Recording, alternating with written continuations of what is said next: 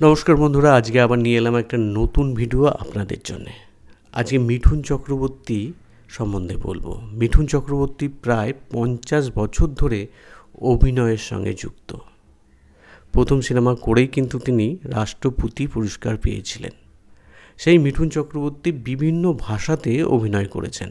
বিখ্যাত এই অভিনেতা বাংলা, ভোজপুরি, পাঞ্জাবি, উড়িয়া, মালায়ালাম বিভিন্ন ভাষাতে তিনি কিন্তু অভিনয় করেছেন। আজকে মিঠুন চক্রবর্তী সম্বন্ধে অভিনেতারা কি বলছেন সেটাই শুনে নেব এই ভিডিওতে। তাই সঙ্গে থাকুন, দেখতে থাকুন আজকের এই ভিডিওটা।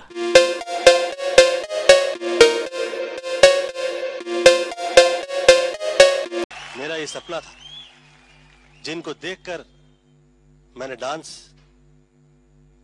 सीखा, समझा, जिनको देखकर डांस कर करके मैं गोविंदा बन गया। আজ প্রথমেই যার কথা আমরা শুনবো তিনি হলেন অমিতাভ বচ্চন, মানে বিগ বি। মিঠুন চক্রবর্তীর সঙ্গে মাত্র দুটো সিনেমা করেছেন। বিগ বি মিঠুন চক্রবর্তী সম্বন্ধে কি বলছেন সেটা একবার জেনে নেওয়া যাক। कि मिठुन दा को मैं बहुत सालों के बाद मिल रहा हूँ। बहुत श्रद्धा है। जमाने में मिठुन दा फिल्म इंडस्ट्री में अभी नए आए थे। इसी भूमिका से उठते उठते कहाँ पहुँच गए। আজকের দ্বিতীয় বক্তব্য যার কাছ থেকে আমরা শুনবো তিনি হলেন শক্তি কাপুর। এই শক্তি কাপুর আর মিঠুন চক্রবর্তী একসাথে পুনেতে কিন্তু অভিনয় নিয়ে পড়াশোনা করেছেন।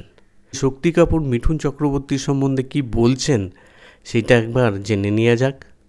कट्टू इंस्टीट्यूट के अंदर घुस रहे हैं, दो गाड़ियाँ आ रही हैं, पहुँचे इंस्टीट्यूट में, हॉस्टल के बाहर गाड़ी रुकी, उससे चौकीदार को अपना फॉर्म दिखाया, सिलेक्टेड है ये है, और उसने देखा कि राकेश रोशन जी हैं, पहचाना। और हम लोग हॉस्टल में पहुँचे, मेरे हाथ में बियर की बोतल, एक आदमी वहाँ खड़ा है हॉस्टल के नीचे, एक्सरसाइज कर रहा है, फटी हुई धोती है, पर बॉडी उसकी मार्बल की। अच्छा। तो